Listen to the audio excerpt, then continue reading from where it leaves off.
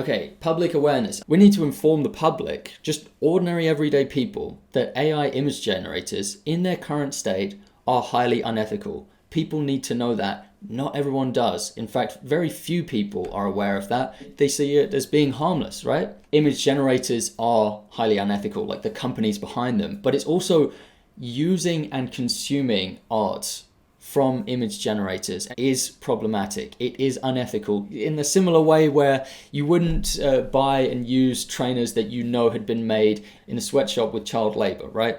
We need to get better at holding our ground in stupid arguments with AI bros and prompters, because I see them winning sometimes using these just very shallow tactics. They manage to convince people. We need to win that war because, guys, morality and ethics is on our side for this. Number 3, we need to make irresponsible AI art a taboo. That's more of a general one. We need to make a fuss when artists are exploited like this. We need to speak up. First of all, I would recommend that we stop using these weak arguments that I find. I think you know the ones. These arguments that are like drawing attention to the artifacting, AI can't even draw hands, AI images all look bad. You see, these are really easy arguments to undo, to unravel. If you say it can't even draw hands, well, what are you going to say when it improves, when it actually is able to draw hands? AI images all look bad. Okay, then why do you care if it's using stolen data sets? Of course, the problem is that AI images do look good. And they look good because they are using stolen artwork. I know, let's just like appreciate them for a moment here. Let's pay our tributes to these memes. They are funny. We're gonna have to stop using them. I told you that the morality is on our side, right? So what we find a lot of the time is that like pro AI rhetoric with these AI apologists and these AI bros, they can't actually use these with a straight face. Like they can't tell you with a straight face that it's morally defensible or that it helps the artist community or that people love AI art. Like the public have been calling out for AI art. We need AI art. It's the thing that we need. Like no one asked for this. No one needed it. Artists love this tool. Artists have been just begging for AI art as a tool that they can use and that it removes the tedious task of creative work. Dude, we love making things. Everyone loves making things. Removing the creative part of image making to where it's just like a multiple choice selection screen, you can't tell me that that's better. So they can't use these. So they resort to these weaker arguments, right? They take refuge in these kind of nihilistic arguments. You know, they'll tell you it's not technically illegal. And they'll tell you that it's a cruel world and you've just got to keep up. You know, they resort to nihilism. They say it's pointless to resist technological progress. And there are criticisms to all of these points. I will get into them in more depth in the coming slides. When they can't win a fair argument, what we found is they start gaslighting. They start questioning your sanity. They start questioning your emotional stability. You're in the denial stage of grief. Oh, I just love it when someone tells me that, when I'm making clear, coherent points and they're not, and then they turn around and tell me that I'm in the denial stage of grief. Or you're fighting against technology advancement. You know, you're a Luddite. You're against remix culture. You hate freedom of expression. This is the worst one. You're depriving the masses of a creative outlet. And this is actually one that was used by the CEO of Stability AI, Emad Mostak, the hedge fund boss who just got $101 million in venture capital money for his AI company, which is built on stolen artwork, and says that artists who oppose him are like aristocrats who try to keep poor people from learning to read. Seriously. And opponents are arguing for skill segregation. Skill segregation, for real. Like, this is the type of guy who is going to act like a pencil and paper don't exist, and that like a pencil and paper cost you like $100,000 to obtain. He goes on to say they'd rather keep a monopoly on visual communication. Dude, like, for you to characterize digital artists as ruling class bourgeoisie aristocrats who are hoarding their abilities, depriving it from the masses. We're not talking about food here, the French Revolution, let them eat cake type thing. These are artists' portfolios. This is an artist's skill set which he uses to earn a living. It costs the artist a mountain of time, effort, and determination to build up to a portfolio that good. It's not yours to take. What an entitled little man baby. A failed artist with no one to blame, with his head stuck in the talent paradigm. Alright, I need to bring my energy down because this subject does get me worked up.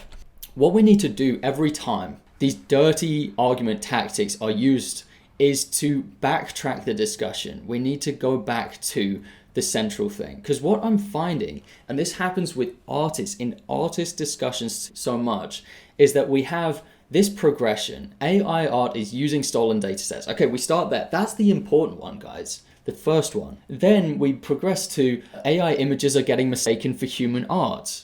And then we progress to what does this mean for the future of artists? Now, it's important to have those existential discussions, but I just don't want us to drop the first point here. AI art is using stolen data sets. That's the important point. We can't forget that, guys, because the reason that AI images are getting mistaken for human art is because they are trained on stolen data sets. We should only have these existential discussions when the issue of artist exploitation is resolved. So forget about these two for now. We've got to take it back to the basics. Let's do some debunking now, because we're still on that topic of raising public awareness, improving our ability to debunk flawed arguments being made. So we start with the gaslighting, I suppose. You're just mad that you have been replaced? No, artists are mad that they are being robbed. We will figure out the existential questions about the future of art later, but for now, don't change the subject of the massive injustice that's happening, which, by the way, is unlike any historical example. They're going to try and bring up analogies of farmers who protested the combine harvester, things of that nature. It's not the same. Theft is not the same here. AI technology isn't hurting anyone. Wrong. Artists and photographers invest thousands of dollars in art education, thousands of dollars in equipment, and hundreds of thousands of dollars in opportunity costs. Artists are being left in debt as a direct result of the profitable theft of their images by image scrapers and image generators. I just want you to see these two case studies here of master artists that were exploited here. Greg Rakowski, his artwork was taken and trained in an AI against his wishes over 93,000 times, and then he was cyberbullied by AI artists. It's just ironic to me that the hardest working artists are the ones that are most targeted for this, the ones who are the most dedicated, who have spent the most decades of their lives. Master Kim Jong-gi's art was fed into an AI model without his family's consent the day after he died, on October the 3rd this year, and was used to create these awful imitations that were in such poor taste. Kim Jong-gi prided himself on just doing everything manually, like on analog, pen on paper, right? He wasn't a digital guy to rip his artwork. It's just disgraceful. That's like the artist's perspective, but that's not the only people being wronged by this. We also have clients being scammed. I've just made 5 gigs on Fiverr. Here's what we're offering. City and landscape concept art, dog portraits, Dungeons and Dragons character and landscape art, heavy metal and rock album covers, anime and furry character art. We're trying everything. Receiving AI art instead of human-made art, they are being sold fake, custom art that they can't own the copyright to, right? You cannot own the copyright from AI-generated art if there has not been significant editing of that AI-generated image. So you have these prompters and AI bros just looking to make a quick buck. They are lying to clients, telling them that they are hand-painting these images, when in fact they are just prompting them, and then they sell them for a significant commission fee to clients, and the client doesn't own what they're buying. It's a scam. Clients are being scammed, so this is not good for clients. And also, we have celebrities. Celebrities are being targeted with degrading pornographic deepfakes. Here are 3 examples that are being used. Emma Watson, you have Megan Fox and Billie Eilish. I think I'd be safe to assume that this is doing untold psychological damage to these human beings, and their families. It's not cool. Not to mention, it's the exploitation of their brands, which costs a lot of time and money for them to build. A celebrity like Emma Watson, she has signed movie deals. She has worked in front of the camera. She has put a lot of investment into things like makeup and hair and clothing. Her entire brand is being taken here without her permission. So it's not just artists. Of course, I am focusing on the artists here, but this is another group of people who is being taken advantage of here. You'll hear people say that AI is just a tool. This is like their one of their favorite catchphrases. They'll just post it in the comments without listening to anything that's being said. AI is just a tool that is trying to take heat away from their unethical actions. And it's trying to give prompters undue credit for creating these things. You know, if they say it's a tool, then it's like, oh, I'm using the tool to create an image. When really, the tool is using you, bro. But in this case, the crime was committed in the making of the tool. These tools were trained on stolen data sets. Therefore, the problem is embedded within the tool itself. Using one of these unethical AIs in any capacity is endorsing that the mass exploitation of an entire industry is okay. Multiple industries, actually, as I just established. Also, no, it's a replacement. There's a difference. The target customer for AI, in the majority of cases, is entirely different from the artists who were targeted for the theft. And you actually hear this being said by the developers of these AIs. These so-called tools are designed to rob artists of their visual styles that took them years, sometimes decades to attain, with no permission or royalties going back to the artist. Most of these apps have the feature of targeting specific artists by name to rob their small specific catalogue of work. When talking to artists, the AI apologist will call it the tool. When making the app to consumers, the AI developer will give an entirely different story, telling you of a mystical computer mind that just fathoms up art from scratch without any help or talent needed. I want to actually show you an example of what I just said, where they're targeting specific artists. There's a small community, I suppose you could call it, of people who are developing an AI to specifically try to emulate the style and brand of Sam Does Arts. You can see communities of prompters going after specific artists. I'm going to get back to Sam Does Arts later because he's a great example for how individual artists are being targeted and are being exploited for their portfolios beyond a shadow of a doubt. And they're being named. They're literally not even trying to hide the name of the person they're plagiarizing.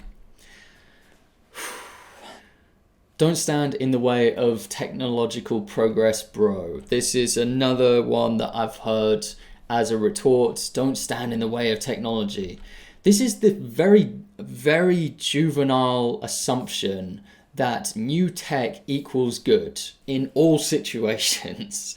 So, does that mean you're down with chemical weapons, surveillance states, eugenics? You see, new tech doesn't automatically equal good. We have to question new technology. We have to be careful and responsible. Are you just going to blindly adopt new tech without questioning if it's safe and ethical?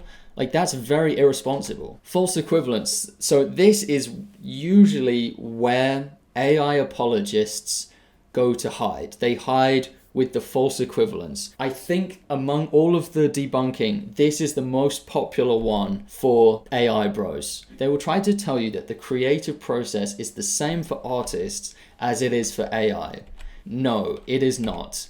This opinion is so shallow, it could only be held by someone who has not spent significant time making art. I'm sorry, artists and AI have entirely different processes to get to where they are. The AIs work backwards from a data set. They do what they're told. They're 100% obedient. They cannot innovate as a result of that. They have this very dangerous, damaging, unlimited output, which can harm our virtual spaces. It copies and remembers perfectly, which artists can't. Artists have these limitations put in, which are a good thing. It works backwards from the finished results. Artists work forwards. Artists start with an impetus. Artists start with an intention. This false equivalence is what I would call the AI apologist fallacy. They want you to believe that AI is a revolutionary new technology that changes the way art is made. And at the same exact time, they also want you to believe that AI uses the exact same process as human artists. And they hold both these contrasting arguments at the exact same time. They want you to believe both. They don't make sense. You can't believe both at the same time.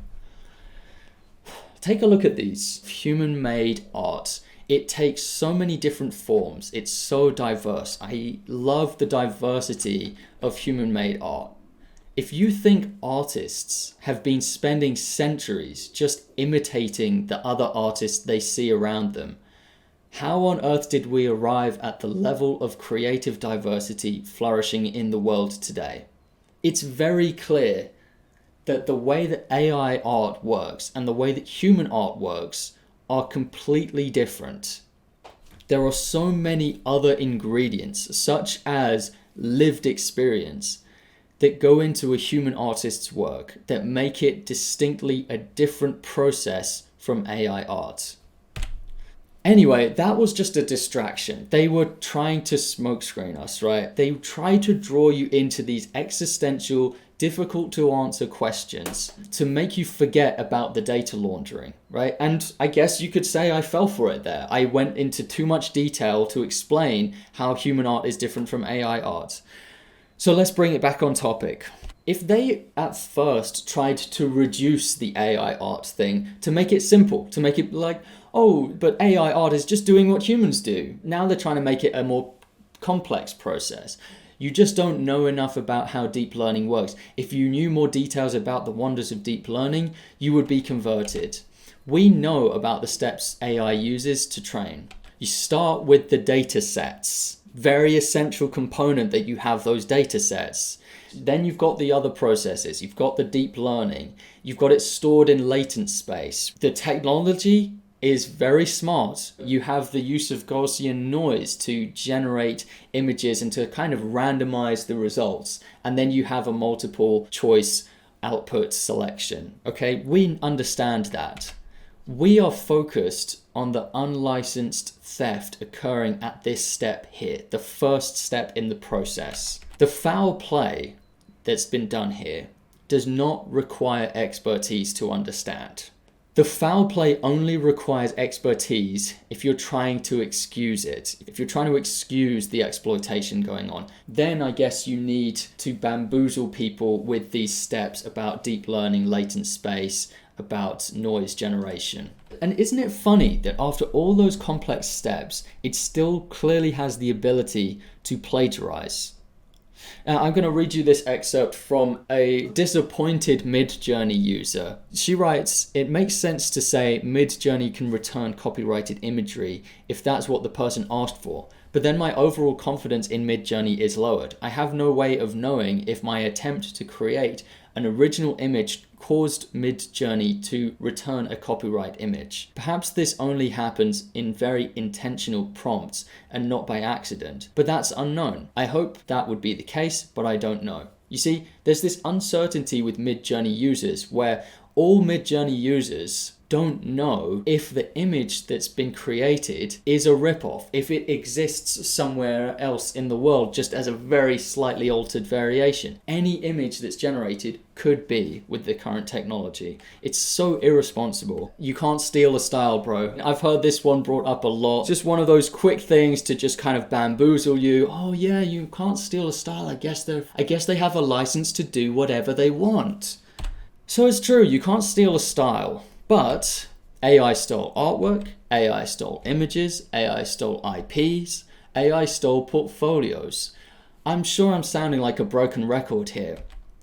If you can impersonate an artist's style without stealing any of their images for your dataset, without illegally trawling the websites and using them for something that they did not consent to, if you didn't do that and you were able to impersonate their style, I guess you would win fair and square. But the fact is, these AIs stole from artists and the public without any permission to get those styles. And it hasn't been proven that they can reach those styles without those datasets, those stolen datasets. Without professional art in the datasets, image results would look more like this. This was trained on a dataset of about 30 million labeled images. Given the size of that dataset, I think it's safe to assume that most concept art and digital art was not contained within the dataset. This goes to show that the AI's use cases depend entirely upon the quality and quantity of the images in the datasets. Midjourney, dall-e, Stable Diffusion would not be worth a fraction of their valuations if they followed copyright law. And yet they have never, to my knowledge, they have never given any credit or attributes or any acknowledgement to the professional concept artists who own those copyrights, who are driving the quality of the results in their AI image generators. This is the second video of a 6-part video series. Thank you to these people for helping me with information and encouragement.